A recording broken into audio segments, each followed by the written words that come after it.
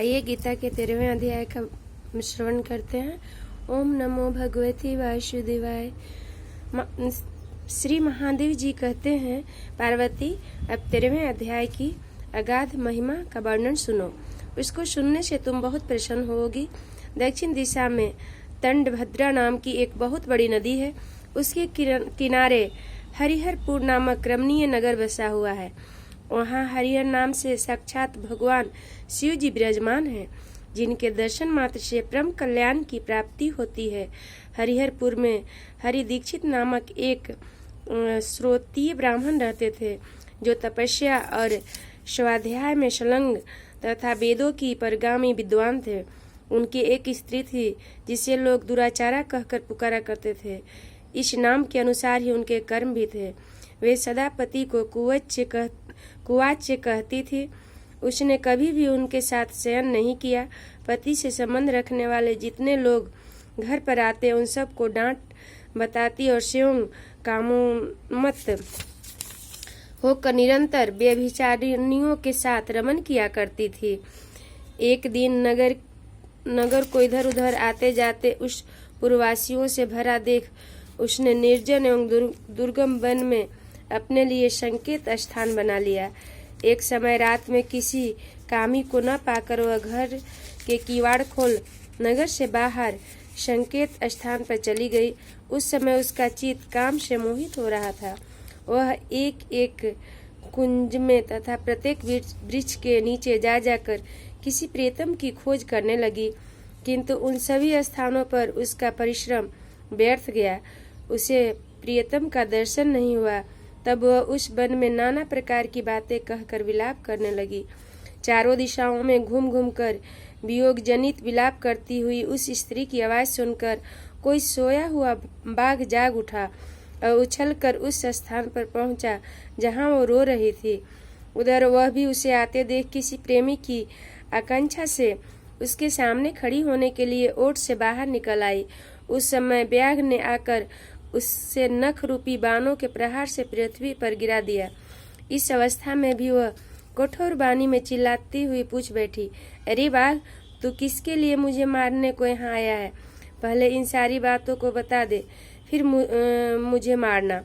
उसकी यह बात सुनकर प्रचंड प्रकर्मी व्याघ्र क्षण भर के लिए उसे अपना ग्रास बनाने से रुक गया और हंसता हुआ सा बोला, दक्षिण दिशा में मलाहपा नामक एक नदी है। उसके तट पर मणिपर्णा नाम नगरी बसी हुई है। वहाँ पंचलिंग नाम से प्रसिद्ध साक्षात भगवान शंकर निवास करते हैं। उसी नगरी में मैं ब्राह्मण कुमार होकर रहता था। नदी के किनारे अकेले बैठा रहता और जो यज्ञ के अधिकारी नहीं हैं उन लोगों से भी यज्ञ कराकर उनका अन्न खाया करता था। इतना ही नहीं, धन के लोभ से मैं सदा अपने वेद पाठ के फल को भी बेचा करता था। मेरा लोभ यहाँ तक बढ़ गया था कि अन्य भिक्षुओं को गालियाँ देकर हटा देता और स्वयं दूसरों को नहीं देने योग्य धन भी बिना दिए ही हमेशा ले लिया करता था। ऋण लेने के बहाने मैं सब लोगों को छला करता था। तदंतर कुछ काल व्यतीत होने पर मैं बूढ़ा हुआ।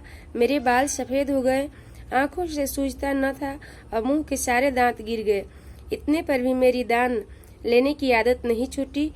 पर्व आने पर प्रतिग्रह के लोभ से मैं हाथ में कुश लिए तीर्थ के समीप चला जाया करता था। तत्पश्चात जब मेरे सारे अंग शिथिल हो गए, तब एक बार मैं कुछ धूर्त ब्राह्मणों के घर पर मांगने खाने के लिए गया। उसी समय मेरे पैर में कुत्ते ने काट लिया।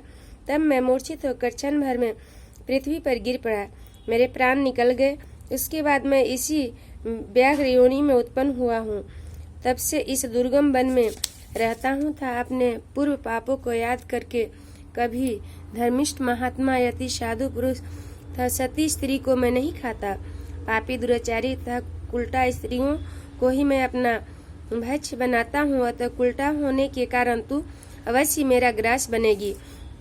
यूँ कहकर वह अपने कठोर नखों से उसके शरीर के टुकड़े टुकड़े करके खा गया। इसके बाद यमराज के दूत उस पापनी को संयमनीपुरी में ले गए। वहाँ यमराज की आज्ञा से उन्होंने अनेकों बार उसे विष्ठा, मूत्र और रक्त से भरे हुए भयानक कुंडों में गिराया। करोड़ों कल्पों तक उसमें रखने के बाद उसे वहां से ले आकर 100 मनवंतरों तक रौरव नरक में रखा। फिर चारों ओर मुंह के दिन भाव से रोती हुई उस पापनी को वहां से खींचकर दहनानन नामक नरक में गिराया। उस समय उसके केस खुले हुए थे और शरीर भयानक दिखाई देता था। इस प्रकार घोर नरक यातना भोग चुकने पर वह महापापनी इस लोक में आकर चंडाल योनि में उत्पन्न हुई। चंडाल के घर में प्रतिदिन बढ़ती हुई वह पूर्व जन्म के अभ्यास से पूर्वतः पापों से प्रवृत्त रही। फिर उसे कोढ़ और राजयक्षमा रोग हो गया, नेत्रों में पीड़ा होने लगी। फिर कुछ काल के पश्चात वह पुनः अपने निवास स्थान हरिहरपुर को गई, जहाँ भगवान शिव की अंतपुरी की स्वामिनी जम्भका देवी विराजमान है। वहाँ उसने वासुदेव नामक एक पवित्र ब्राह्मण का दर्शन किया, जो निरंतर गीता के 13वें अध्याय का पाठ करता रहता था। उसके मुख से गीता का पाठ सुनते ही वह चंडाल शरीर से मुक्त हो गई और दिव्य देह धारण करके स्वर्गलोक को चली गई। श्री कृष्ण गोविंद हरे मुरारी, हे नाथ नारायण वासुदेव। श्री कृष्ण गोविंद हरे मुरारी, हे नाथ नारायण वासुदेव।